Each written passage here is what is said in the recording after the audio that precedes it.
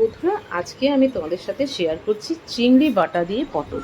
তো পটলটা কেটে রেখেছি, দেখো কিভাবে কেটেছি। পুরো পটলটা কিন্তু গোটা আর একদম চিড়ে চিড়ে কেটেছি পুরোটাই। এতে কি হবে বলো তো, তেল মশলাগুলো ভালো মতো ঢুকবে। নুন হলুদ মাখিয়ে নিচ্ছি। এই রেসিপিটা তোমরা যেদিনকে একটা তরকারি করবে করে খেও, আর কিচ্ছু লাগবে না। দারুণ সুন্দর কিন্তু টেস্ট। এরপর কিন্তু আমি কড়াতে তেল বসিয়ে দেবো, কারণ আমাকে পটলগুলো ভেজে তুলতে হবে, চিংড়িটাও ভেজে তুলতে হবে। চিংড়িটাকেও আমি নুন হলুদ মাখিয়ে নিয়েছি। এরপরে কড়াতে বললাম, তেল দিয়ে দিয়েছি, চিংড়িও দিয়ে দিলাম।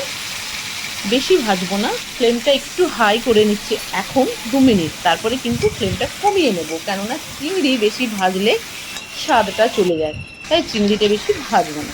এইবার চিংড়িটা তুলে নেব। চিংড়িটা তুলে নিয়ে কিন্তু আমি ওই যে তেলটা থাকবে তার মধ্যে আর একটু তেল অ্যাড করে আমি দিয়ে দেব পটলগুলো।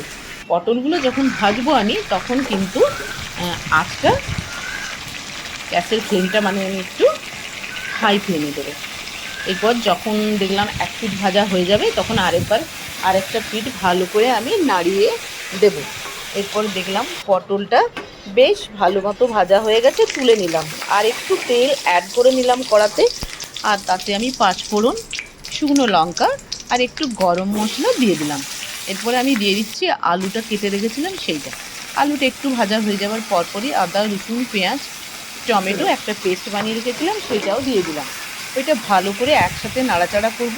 তারপর রোজকারের যা মশলা আমরা ইউজ করি, জিরে লঙ্কা হলুদ ধনে নুন মিষ্টি আর একটু ভাজা মশলা দিয়ে দিলাম। ভালো করে নাড়িয়ে চাড়িয়ে নেব। আর দেখবো যখন নিচটা ধরে যাচ্ছে, তখন এই মিক্সির ধোয়া জলটা একটু ওর মধ্যে দিয়ে দেবো। দেখলাম হ্যাঁ, বেশ তেল ছেড়ে গেছে, ভালো করে আমার গ্রেভি হয়ে যাচ্ছে। তখন আমি দিয়ে দিলাম জলটা, অ্যাড করে দিলাম, কারণ আলুটা সেদ্ধ করতে হবে। এর মধ্যে আমি দিয়ে দিচ্ছি মিক্সিতে 8-9টা মতো কাজু আর ভাজা চিংড়িগুলো। এইবারে ওইগুলো একসাথে পেস্ট করবো। তবে এই স্বাদে পটল তোমরা একবার করে খেও, দেখো, আমার মনে হয় তোমাদের ভীষণ ভালো লাগবে। এটা তো আমাদের ভীষণ পছন্দের। এরপরে চিংড়িটা কিন্তু আমি বেটে নিয়েছিলাম, তারপর চিংড়িটা আমি অ্যাড করে দিলাম ঝোলের মধ্যে।